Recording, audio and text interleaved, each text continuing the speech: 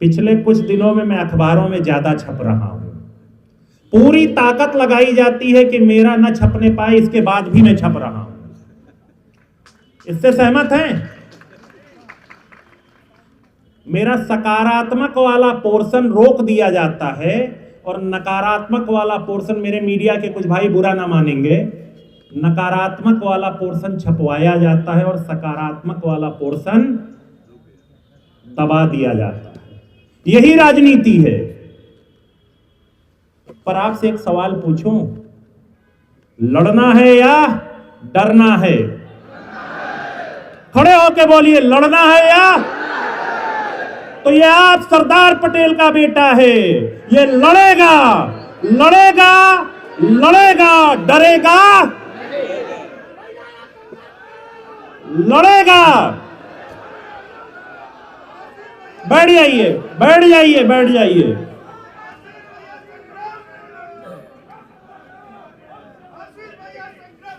बैठ जाइए।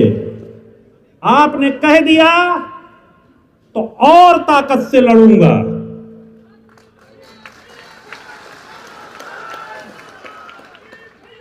और ताकत से लड़ूंगा। सुनिए, बैठ जाइए, बैठ जाइए, बैठ जाइए, बैठ जाइए, बैठ जाइए। मैं षड्यंत्रों से डरने वाला नहीं हूं। मैं तो खुली किताब हूं। मैंने कह दिया, सीबीआई से जांच कराइए। डरते क्यों हैं? कराइए।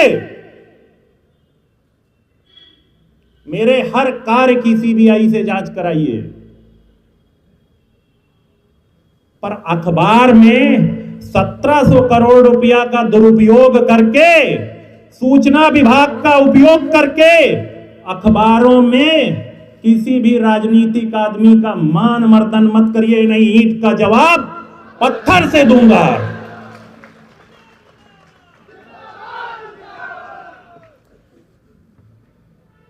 मैं डरने वाला नहीं हूं। मैं थप्पड़ खा करके चुप बैठने वाला भी नहीं हूं।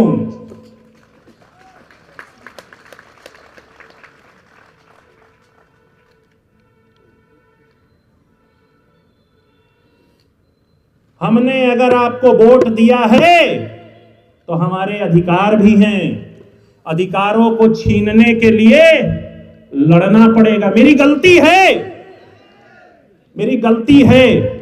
मैंने 14 में से 7 इंजीनियरिंग कॉलेज के डायरेक्टर वंचित वर्ग के बनाए। ये मेरी गलती है। मेरी गलती है कि मैंने अपने विभाग में पिछड़े दलित वर्ग के लोगों के हितों की रक्षा की है। ये मेरी गलती है और ऐसी गलती मैं करता रहूंगा। मैं ऐसी गलती करता रहूंगा, डरूंगा नहीं।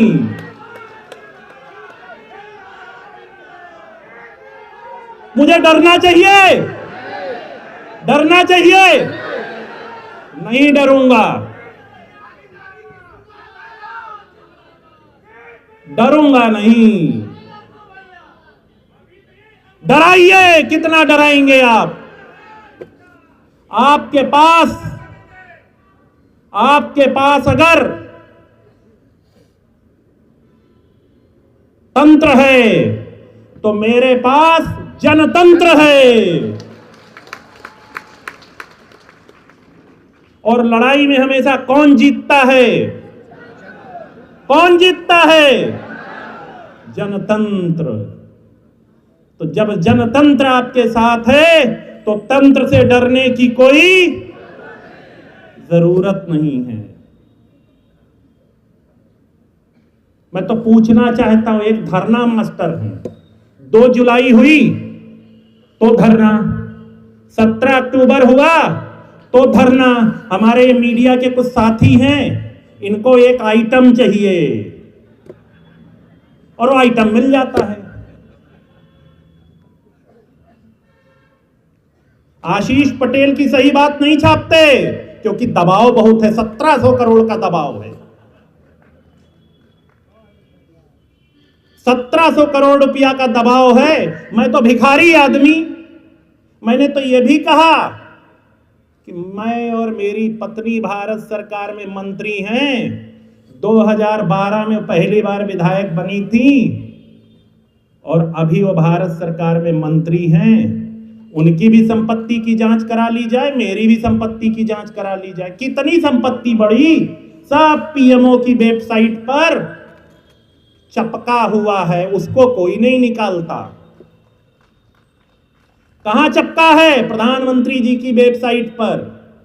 उसके बारे में कोई बात नहीं करता।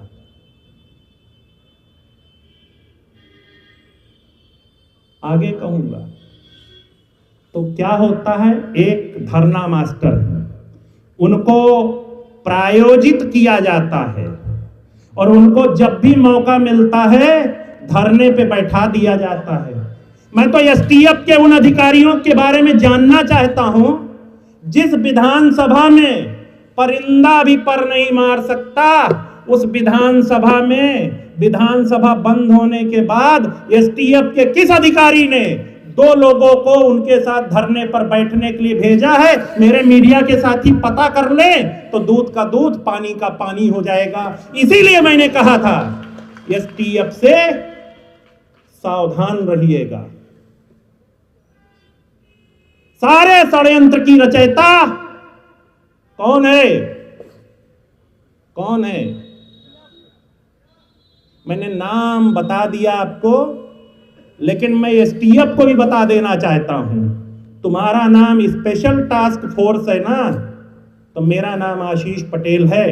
तुम पैर पे गोली मारते हो ना, औकात हो तो सीने पे मेरे गोली मार के दिखाओ।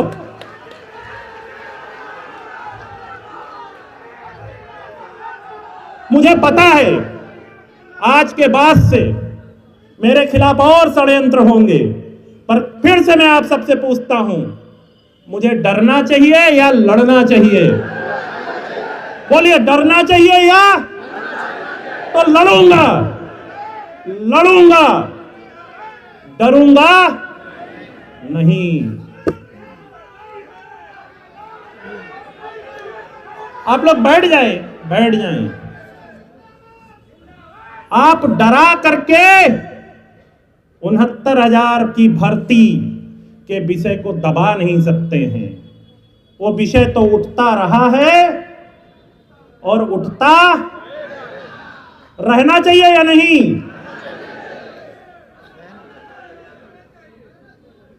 और सबको पता है, सबको पता है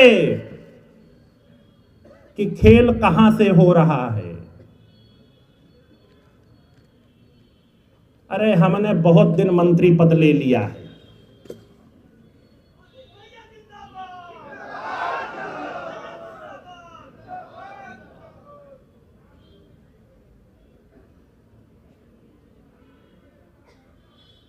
मेरी बात से सहमत है ना? लड़ने के लिए सहमत है ना? बैठ जाओ, बैठ जाओ, बैठ जाओ। अरे बस बस, अभी बैठो बैठो।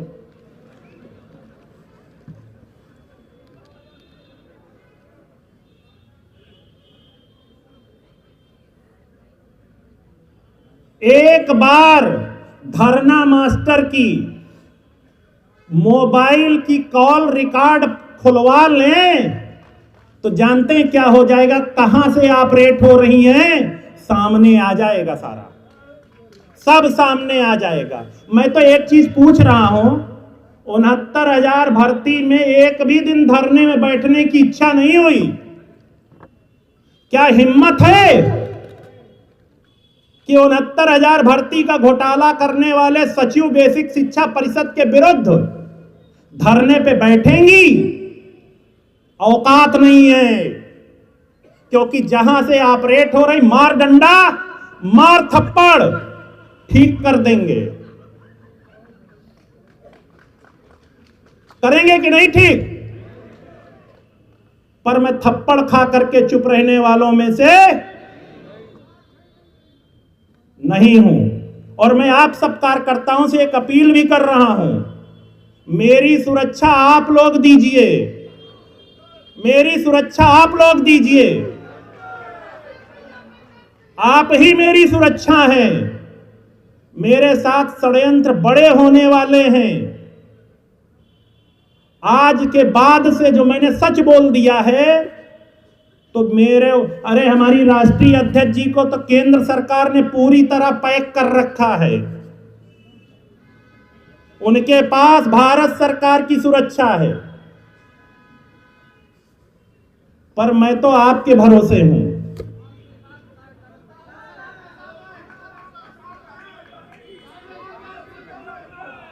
बैठ जाइए। मेरे साथ आप लोग रहेंगे तो किसी की औकात नहीं है मेरा बाल बांका कर सके। लड़ाई लड़ेंगे। 69,000 भर्ती का विषय हम छोड़ेंगे नहीं। आप बैठ जाए। मेरा सिर्फ इतना कहना है कि जो डर गया, बोलो तेजी से, जो डर गया वो, और जो मर गया वो जीने के लायक नहीं है। तो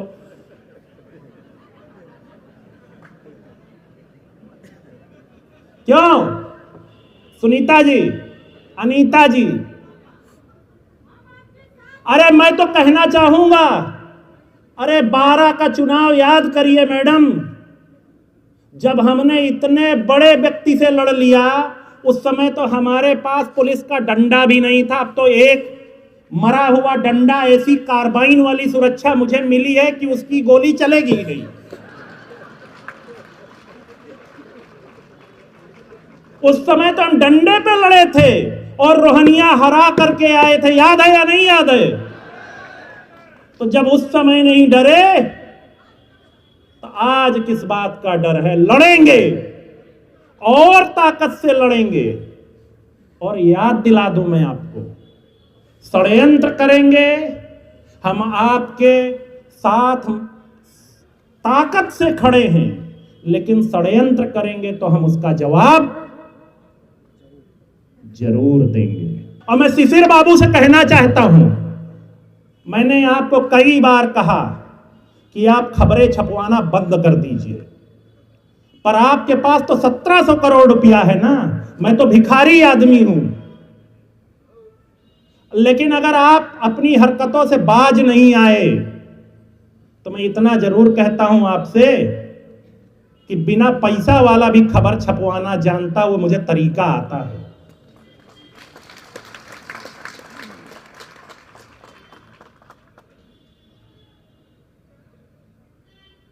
अभी तो मैं अपनी मर्यादा में हूं। मर्यादा के आगे की भी एक लाइन है, आप मर्यादा डांकेंगे तो मैं भी मर्यादा भूल जाऊंगा। मैं तो भिखारी आदमी हूं। मेरे बारे में मेरे विभाग के लोग भी जानते हैं। मेरे कार्यकर्ता भी जानते हैं कि डांटता बड़ा तेज है, लेकिन रात के 2 बजे भी किसी को जरूरत है तो ये एक टांग पे, तो ऐसे भिखारी आदमी से कोई लड़ नहीं पाता जो खुद भिखमंगा है। क्यों भाई वाल्मीकि जी, लड़ना है ना?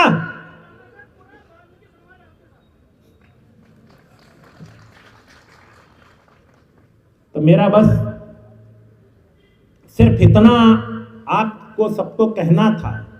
और आपके माध्यम से धरना मास्टर को एक बात और कहना चाहता हूं,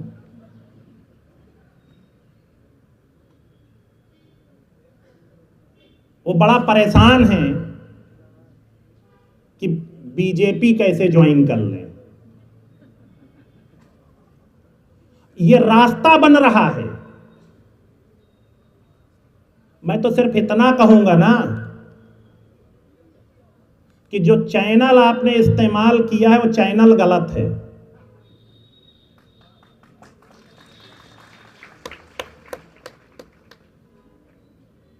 जाइए प्रधानमंत्री जी के नेतृत्व को स्वीकार करिए, प्रधानमंत्री जी को नेता बनिए, आपका स्वागत है।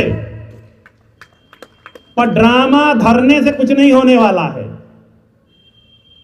क्योंकि आपने जिस जिसको धोखा दिया है ना, आपसे सब कोई पीड़ित है, आपके साथ कोई है नहीं। मेरा इशारा आप लोग समझ गए होंगे। जहां खाया वहां छेद नहीं, वहां ड्रिल कर दिया। तो ड्रिल वाले तो गए, हमारे साथ तो आपने ये किया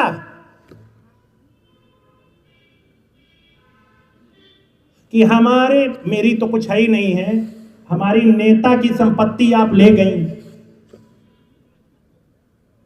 और बेचारी चुप हैं, उनकी छोटी बहन अमन भी चुप है कि चलो ले गई। लेकिन अब आप धरना करके ड्रामा भी कर रही, तो आपका पोल तो खोलना ही पड़ेगा। 6 साल हो गए हैं, छोटी बहन अमन ने 420 का मुकदमा दर्ज किया और सरकार उनको बचा रही है तब से। तब आप समझ गए होंगे कि धरना मास्टर कहां से ऑपरेट हो रही हैं। कुछ और बताने की जरूरत है क्या भाई? 6 साल में एक केंद्रीय मंत्री और उनकी सगी बहन ने एक कंप्लेंट किया है, आज तक उसमें एक तो सड़ा हुआ आदमी भी उस पर कुछ काम हो जाता है। एक केंद्रीय मंत्री के शिकायत पर आज तक 2 लाइन जांच नहीं हुई। ये है हमारी, तो धरना नहीं देंगी। और मैं तो ये फिर पूछना चाहता हूं, एसटीएफ का वो कौन सा अधिकारी था जिसने विधानसभा परिसर में, जिसमें सिर्फ विधायक जा सकता है, रात के 2 आदमी को साथ में धरने पे बैठने के लिए भेजता है। और एक बात और कहूं, उत्तर प्रदेश के एक बड़े व्यक्ति उनको रात में इस प्रायोजित धरने को उठाने भी जाते हैं। साला माफ करिएगा, मतलब इतना महत्वपूर्ण तो मैं भी नहीं हूं कैबिनेट मंत्री हो करके। मैं भी बैठूं तो धरने पे उठाने नहीं जाएगा, कोई नहीं उठाने जाएगा। पर इतना महत्वपूर्ण व्यक्ति रात में धरने पे उठाने जाएगा, तो इससे बड़ा प्रायोजन का कोई प्रूफ है?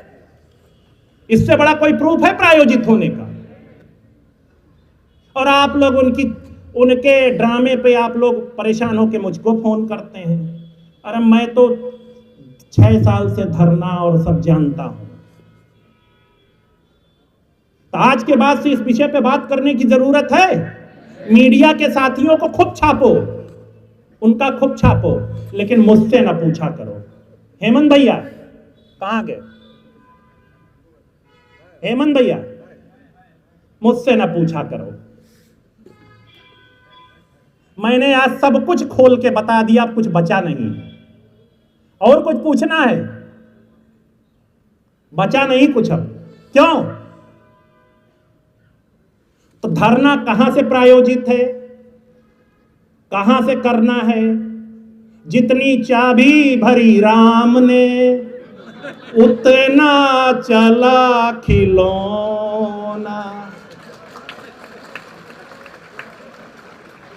यही बात है ना?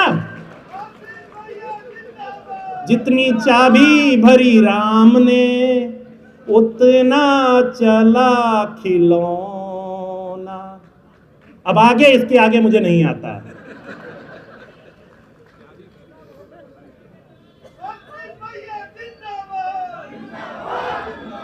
पर सुने,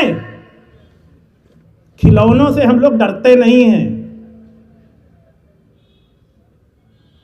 खिलौनों को ना मसल दिया जाता है। आप सबको ढेर सारा धन्यवाद देते हुए, अभी इसके बाद माननीय राष्ट्रीय अध्यक्ष जी ने आपके लिए भोजन की व्यवस्था की है। तो सबके साथ राष्ट्रीय अध्यक्ष जी आप सबके साथ भोजन करेंगी अपने बात रखने के बाद। और मैं तो सिर्फ इतना कहूंगा